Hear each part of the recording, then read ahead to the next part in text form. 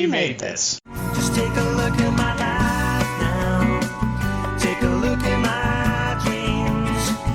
Look up to the sky now. It's not what it seems. Hello everyone and welcome to Pick Up a Podcast, the podcast about podcasters and podcasting. I am your host Kurt North, and this week we have another We Made This Network podcast without a mouse, and I have one half of the duo, Tim, with me today. Tim, how are you doing today? I'm very good, Kurt. Nice to finally talk to you since I've heard your voice all over the network already, but first time we've actually chatted, isn't it? That's true. I think this is the perfect way of getting to know people. It's almost like we've got distant cousins or something, isn't it? Yeah, you're aware of all these people in the background, but then you get to chat.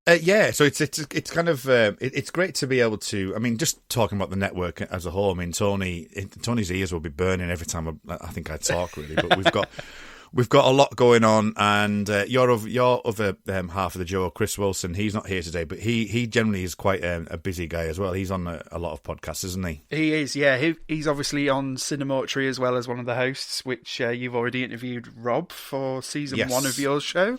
I did. But yeah, he's a bugger to try and track down, is Chris, because as well as being obsessed with doing his podcast, he's also a big wrestling fan. So he's always, whenever you want to ask, you ask him if you want to hang out, he's always somewhere like Rotherham or York or in the middle of nowhere watching wrestling. So that's why I've been put in charge of today's episode, because he could be anywhere tonight. I think I've heard that somewhere before as well. So he's getting a reputation. Yeah, you have to pin him down months in advance if you want him. He's like a posh restaurant to get a reservation. Oh, fantastic!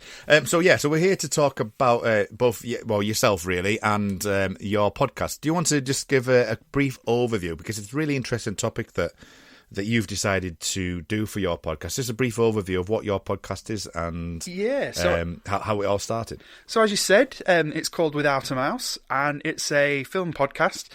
The basic premise is we watch and review obscure and forgotten live-action Disney movies with the purpose of trying to find if there's any hidden gems out there. Because the main reason we started was because there's so many of these films that have just been forgotten by history and time. So we were just on the search to see if there was anything that people need to know about. As it turns out, no. Well, that was going to be one of my questions, so I don't need to ask that anymore. Is there anything that people want to watch? No, but it is an interesting concept. I think especially with as we're recording now, that there's just been the announcement that Disney Plus, isn't it? Yes. Disney Plus is going to be coming to Britain. I know it's already out in America, but a week earlier on the 24th of March. It is, yeah. Have you managed to have a look at on there, and is there going to be any gems on that platform that you're going to be able to do? So it's currently there is a version of a Disney streaming app in the UK called Disney Life. I didn't know if you were aware of it at all, were you? No, I wasn't, no. Yeah, see, most people don't know it exists, and for good reason, because the app itself is shocking and barely functions. But a lot of the films that are on there are just filler crap that is exactly what we are reviewing, essentially. So in some ways, we know that Disney Plus is going to have a lot of the same junk that we already have on this Disney Life app. Basically, they're just going to rebrand it over here. So it's... Right. If people are fans of our podcast, or the other side of it, if they have got Disney Plus, they're going to find plenty to sort of watch along with, because, as I say, a lot of the films that we have reviewed, we know for sure are going to be on Disney Plus when it launches, so that's good. Well, one question I did have, because this is a film that I used to watch as a kid. Everyone's got one. Everyone's got a weird Disney film that nobody else remembers. Well, mine is one that you've already covered. Oh, right. And it was Condor Man. Ah, yes. Yes, my friend who I've been friends with since about 4 years old. We used to go around to his house, and we always had Condor Man on. It was just one of the, it's just one of those films that's kind of stuck with you. I'm not too sure if it's because of some mothers do have him. Yeah, because obviously Mike Crawford was Frank big for that, Spencer, wasn't it? yeah. So, yes, I mean, Frank Spencer is just the ultimate in British characters, isn't he, really? So, Which is then really weird when you watch Condor Man, where he's supposed to be American. It's a bit like, yeah. all right. Wait a second, it's not Betty. Yes, it's a very different character he's playing, isn't it? Yeah, exactly. So, that's what your podcast is generally about. Now, how did it come about then? Why choose this topic? Why decide on this? Is it you were saying that there before that you were choosing. Everyone has a film which they've probably seen before. Was it something to do with that, or was there more? Yeah, was there another reason why you did that?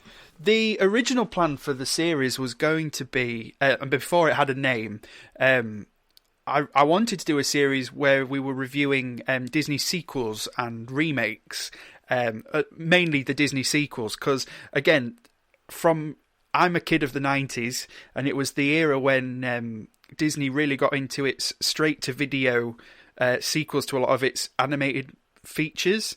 But obviously, when you're a kid, they're all brilliant, but I really wanted an opportunity to go back and really scrutinise them a bit more.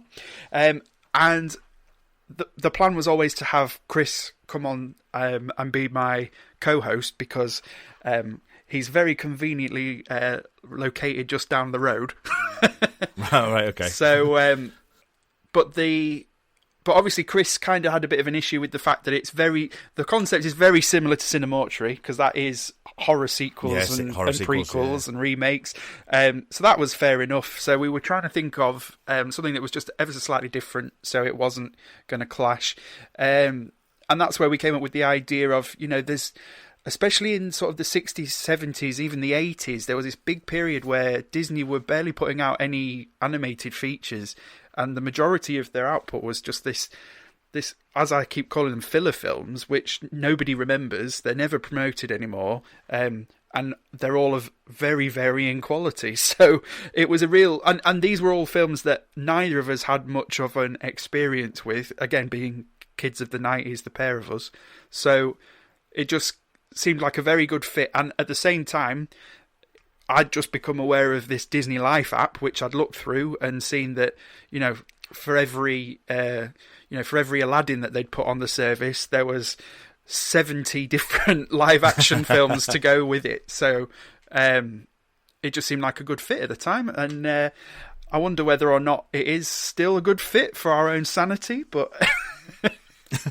Well, you've been going for just over a year now when this airs. You started, ironically enough, your anniversary is on my birthday. Oh, is it? Which was the 9th of February. Yeah, you started on the 9th of February with the Computer War tennis shoes. So, yeah. So I do remember that last year, because it was obviously something that we were talking about, behind the scenes, that we've got our own little chat group and things. And I thought, right, okay, I'm going to give this a go. Kurt Russell was an interesting thing, with the fact that he was in so much of it. Yeah. But what has been your overall over the past year? What has been your kind of primary thing that surprised you the most within any of the films that you've seen, or any kind of like stories or things that you recognise that would be interesting for people to hear? Chris and I have just reviewed a film which was oh my God, what's his name? David Lynch's short story. Straight Story, yeah. Straight Story, sorry, yeah. Yeah, it's a very generic title, isn't it? Yeah. Yeah, so, yeah, we've reviewed the David Lynch Disney film, which I had no idea before Chris picked it that there was ever a crossover of that calibre. And that was a really surprising episode in a lot of ways. So that's definitely worth giving a go. And then an episode that will air soon after this one. I'm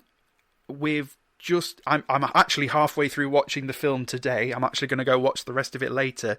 But it's the first Disney film I've ever watched where in the very first shot you see 4 pairs of tits. Right.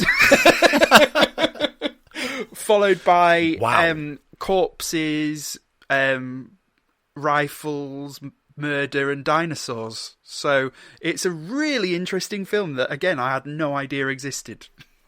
Wow, that's and what year was that film? It's mid-80s, this one. Mid-80s, right? Okay. Yeah. Oh, right. Okay. So That is really interesting. I think A Straight Story. I've recently, and I'm saying recently, this is probably over 2-3 years ago, went through a David Lynch period when Twin Peaks was season 3 was announced. Oh right, yeah. I kind of like wanted to get back into it, so I went through the whole of season 1 and 2, and then obviously Twin Peaks season 3 came out, the 18-part series, and I watched everything from The Grandmother right up to whichever one it was, Blue Velvet, Mulholland Drive, right up to the kind of the last few films that he's done. And I wasn't aware of Straight Story either, but I've purposely not looked into it whatsoever, but it is a film that I do want to watch. So I think that'll land perfectly for me to get off my ass and actually physically watch that film. No, it's a really interesting watch, and we had a very interesting time with it. I don't want to give too much away. I want people to come and watch listen to our episode, obviously, but it's definitely worth watching. But I won't say whether that's a good or a bad reason. No, that's good. That's good. So when it comes to, you've mentioned there that you're in the middle of a watch at the moment, and how do you go about taking notes? How do you come at the podcast? Is there any particular way or routine that you do? Yeah, so I always have the intentions of watching the film in one sitting, but it never works out that way. Life never does. But yeah, whenever possible, I like to try and get the film in some kind of legitimate means, which Disney Life has definitely helped with, because, as I say, the majority of the guff that we're watching is available on there. And then, just sat with the pause button ready in one hand and a notebook in the other. On the show, we tend to cover the whole sort of plot of the film, just going through it scene by scene. So we try to make notes, any little things that have stood out for us and that we thought was pretty funny. As every podcaster that's ever lived has to do, you've got to go and check out the trivia on IMDb. Yeah. Once you've done that, once you've just made your notes and you come to the show and you start doing the show, you actually embed stuff within the episode itself. How do you go about doing that? Do you do that live during the recording, or is that post? No, I tend to do a lot of that in post. It's Right. pretty much because Chris is such a very busy man with it, and you can't get any time out of him. So it's always, we tend to come in, we'll make ourselves a drink. We'll purposely try not to talk to each other too much to begin with, because we want to, have plenty to talk to on the recording. And then, we'll sit down for a couple of hours and then he'll bugger off again, because that's about, because he's always knackered from work. He's always ready to go to bed. So, whereas the problem we've got for our schedules is that I'm on the opposite side of things, because I sort of work from home, because I work for my sister, who's basically she's disabled, so she's got a team of full-time carers, and I'm kind of one of the care managers. So right, okay. It means that I'm sort of on call 24/7, but in a day I might have very little to actually that needs doing. So whereas he's gallivanting around all over the place, working his arse off and always knackered, I'm the guy who's always jumping at possibilities and whatever podcast comes up, I'm interested in. So how did you? Have you been like friends for quite some time, being that he's in your area? How was that formed? We met at college. In first year of college, we were both in the same film studies class. So quite fitting that we're now doing a film podcast together. And obviously, Chris, he went on to do a lot of film stuff at university. He did film production, whereas I went to a different university. So we didn't ever lose touch, but we were less in touch than we were. And I think I'm after university, I went to Hull, and then from there I moved to York pretty soon after. And then it was in 2018, in August, I actually moved back to Grimsby, and that's when I took this role from my sister. And so then, obviously, being home, we're both in the situation where most of our friends have moved here, there and everywhere after uni, so it was really nice to have somebody that I knew really well that we could just get straight back in touch with and hang out and start our own project together. It's been great. Yeah, I mean, I suppose as well, it gives you an excuse. I mean, I play in a band, and I think that if that band didn't exist, that many of us, even though we live in the same city, that we would struggle to get time together, because, or at least there's four of us, really. So having the band and working on a weekend, actually, it gives us time to, like, sort of, meld together. We don't go out during the week, or people work nights and certain days and earlys and things like that. So, but then it's a double-edged sword at the same time, isn't it? Because then, like, every time we sit down to record, or as I'm saying bye, I'll be like, well, when are we going to actually hang out? Like, because it's literally just we see each other to record and that's it. So we're always desperately trying to find that one night out of a million where we're both available. We're supposed to be going to see some wrestling on Saturday night at the Grimsby Auditorium, but I don't think Chris has sorted the tickets out yet, so we'll see if that happens. I'm guessing that's just like local wrestling, is it, as well? Is he literally into every type of wrestling known to man? Yeah, well, he said that he would never have gone to this show unless I'd asked if he wanted to go, essentially. He said it's basically like, it's wrestling for kids, he said. In that, he said that, like, the heels are called Team Nasty, and it's the kind of show where the commentators will be telling you exactly who to boo for and who to cheer for. So, right, okay. It's quite fitting, really, that my partner's brothers, cousins, they're all on a wrestling team as well. Oh, nice. So we've often been asked to go down. I think I've only been to one. Which was interesting to watch. I mean, everyone goes through a wrestling stage at some point, don't they? But, yeah. I left WWF when it was still WWF. Right. Well, so it's been a long time. Yeah. Well, the genesis of our entire podcast kind of came about because of wrestling. Because just before we sort of started it, Chris invited me down to the wrestling, a different show, like a legitimate one. But I said to him, I'm not into wrestling enough to ever leave the town, so I'll only go to the ones that are local. But he invited me to that. Then he gave me a lift home, and as he was letting me out of his car, he just stupidly said, if there's any of your hobbies that you want to share with me, let me know. And right. What he didn't realise was he was signing himself up for an infinitely long podcast that'll never end. Fantastic, because the films are never going to stop, are they? Well, that's especially one of the reasons that my original plan was to do just the Disney sort of sequels, is that there's a very finite amount and they're not cranking out as many as they used to. But we've really opened a different Pandora's box by saying that we're going to do live action, because there's a hell of a lot of them. Yeah. Well, that's good. I mean, how often do you, just for people who don't know, how often do you actually release the episodes, and then how do you record them? You're saying that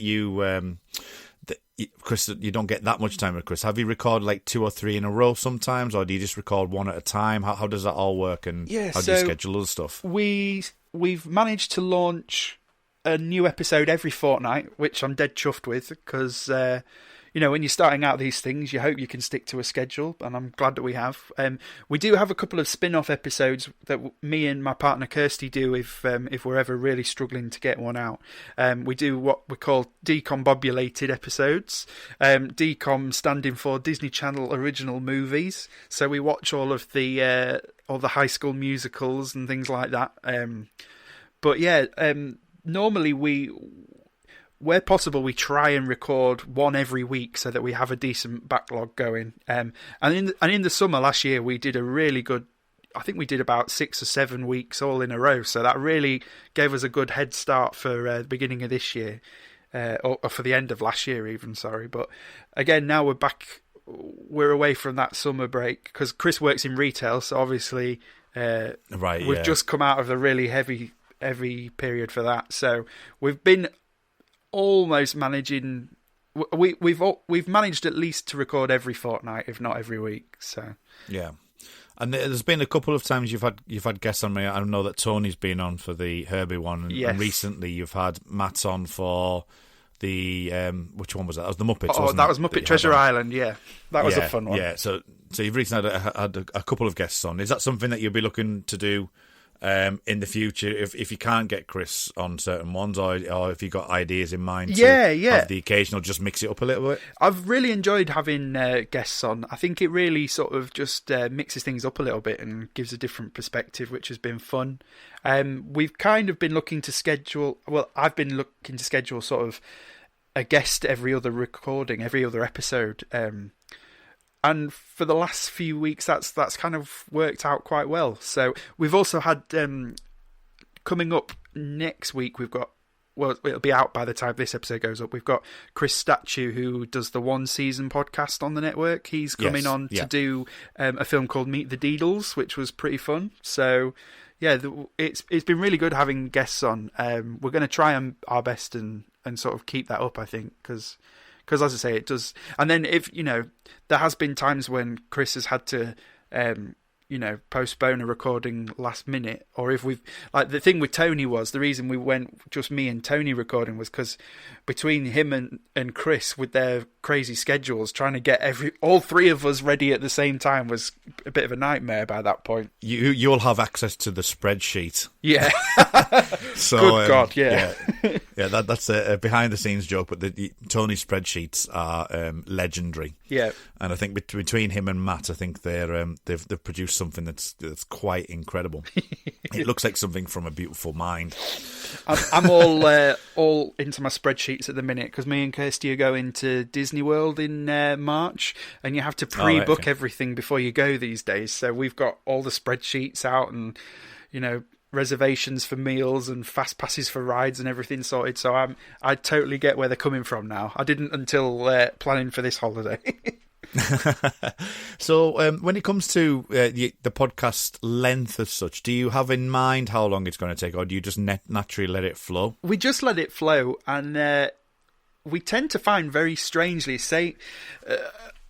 once it's edited down, an episode is usually about the same length as the film by almost to the minute sometimes, which is a bit weird. Right, okay. So yeah, if it's an hour 50, you'll probably get an hour and 50 chat about it. If it's an hour 30, it's very odd how it's worked out. I mean, the only exception being Matthew Latham came on, and my goodness, that was the longest chat we've had.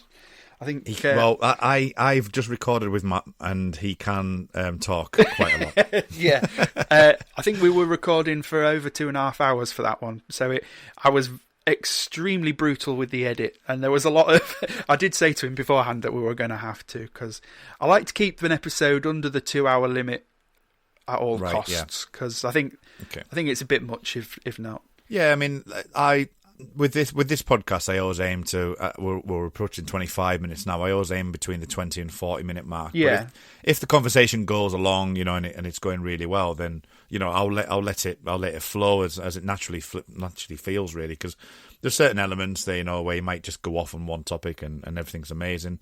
There's other times where you think, well, that's a really healthy, chunky bit of download of information that everyone will need. It's really tight and concise and stuff. So I'm of that opinion that it's there. But I think of the podcasts that I've listened to, the longer ones are the hardest ones to really get into. That if you're talking like the 2 hour, 2.5 hour mark, and I'm not saying that I haven't listened to ones that are over 2.5 hours. I mean, we covered the projection booth on the very first episode, and they've got some mammoth episodes.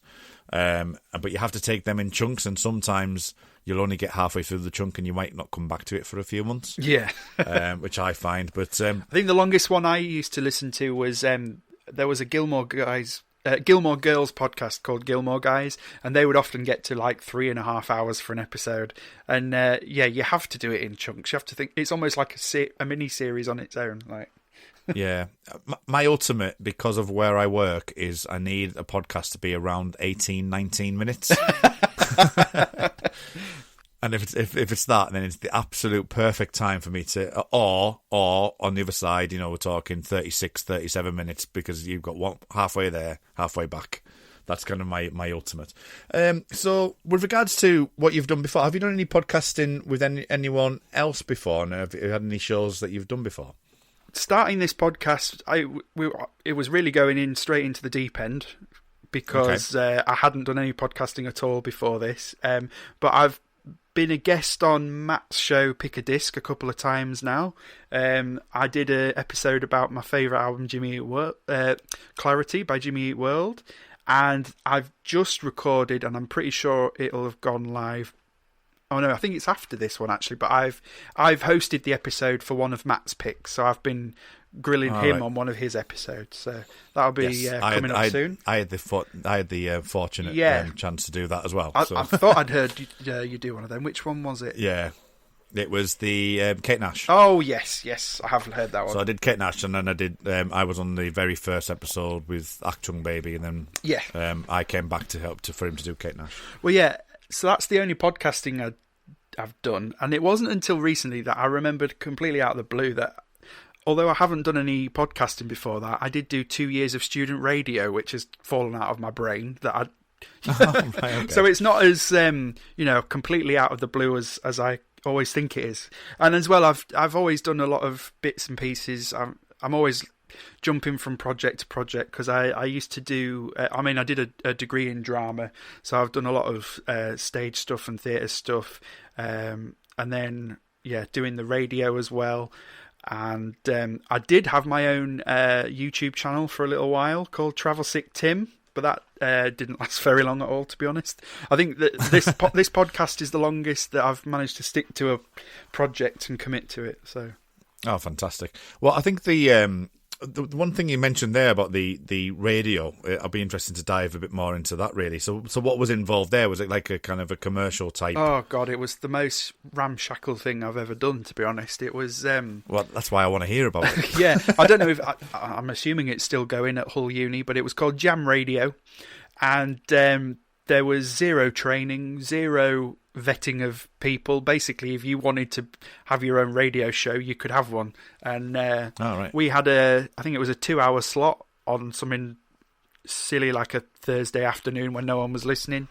And a couple of times we were the highest rated show on the week and things like that. But basically, I was just a big music fan, and they had a policy of basically you can play whatever the hell you wanted. So they didn't have, like the pop playlists that they were supposed to be keeping up with. So, I mean, they had them, but you'd look at them and there were songs that were 6 months old by the time that they'd made it onto the playlist kind of thing. So it was a bit... Right. It was really fun, and I really enjoyed it, and me and my co-host had a great time doing it.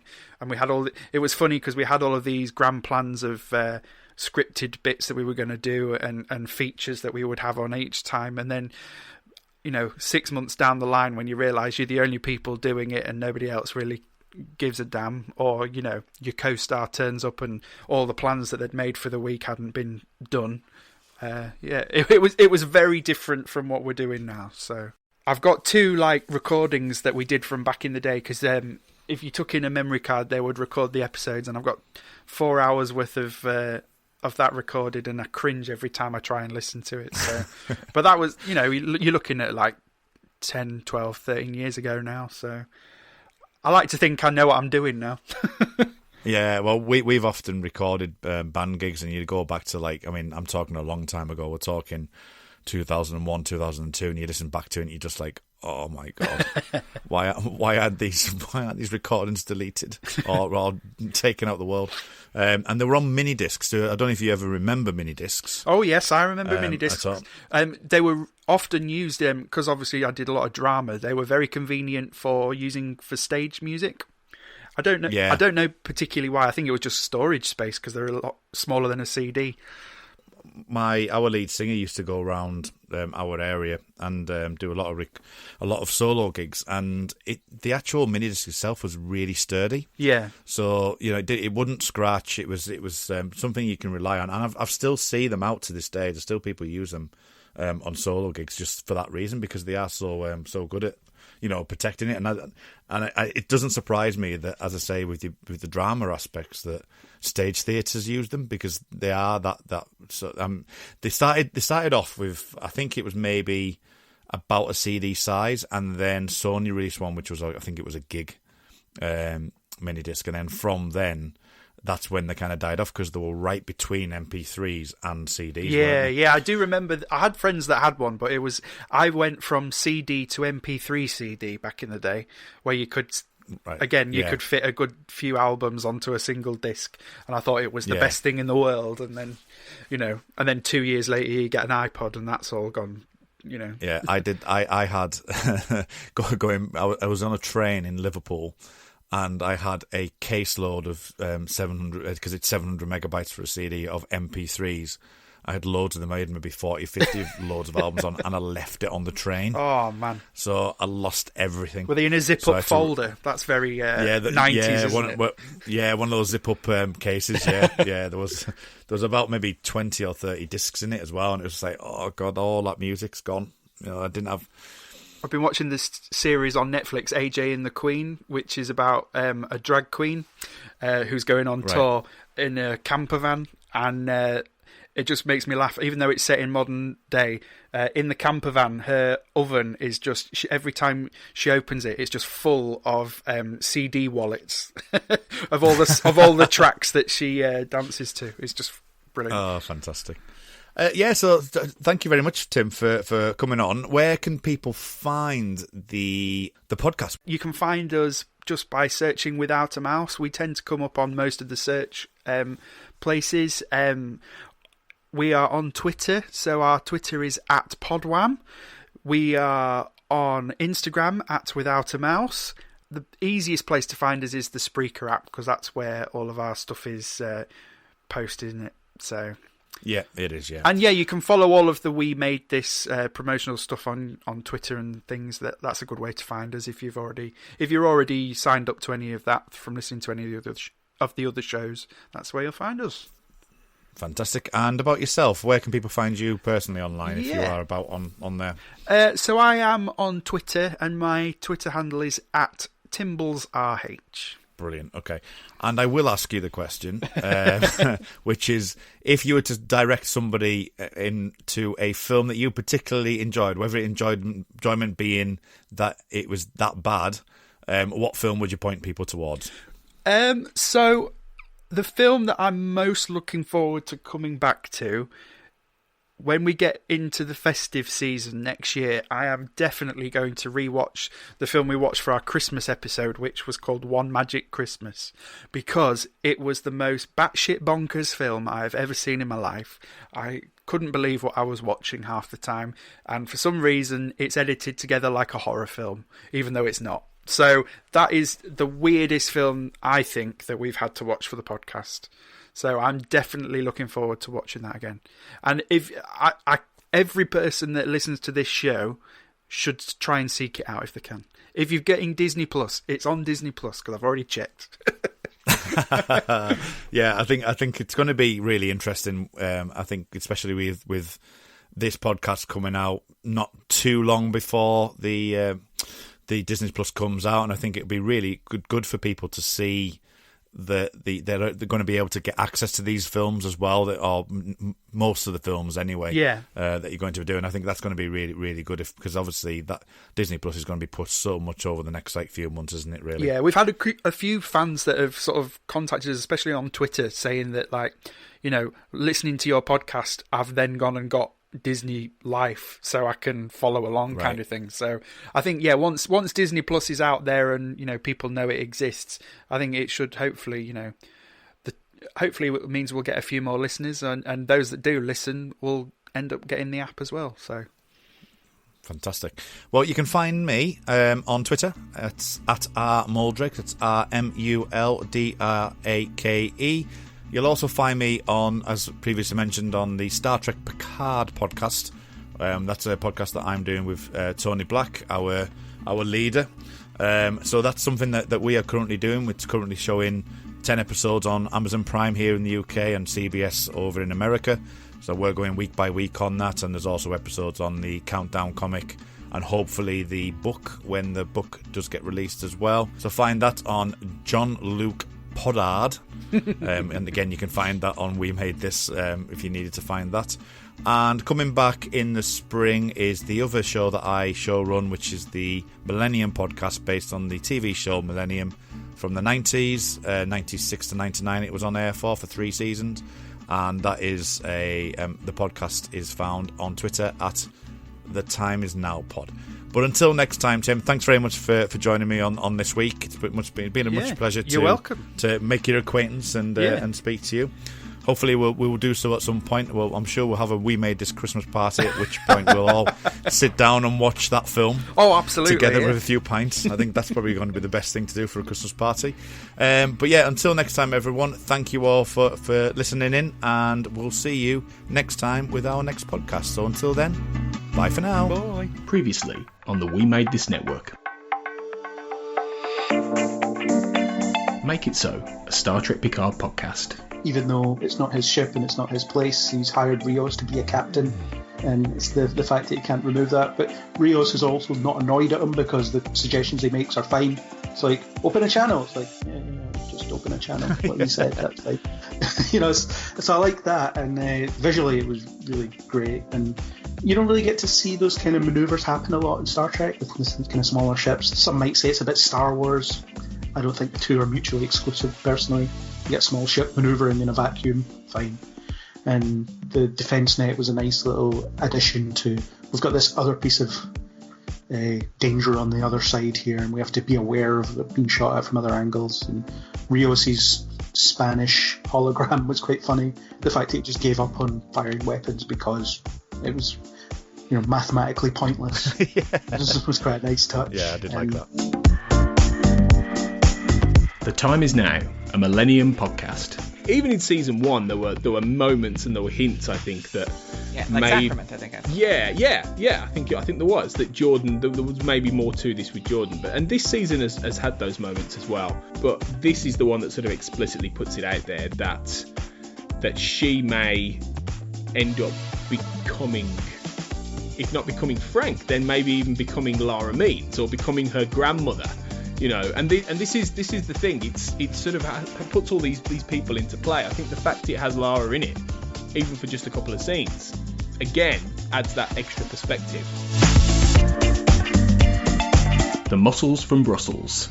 It's very, very bizarre. He's got some very sadistic undertones to him, because we see it throughout the film that whenever he gets the opportunity to take someone down or hunt someone or something, he just loves it and takes a lot of pleasure in it. Definitely. I mean, it's almost like a sort of a psychosexual thing, Yeah. It's like, you really, it's quite disturbing.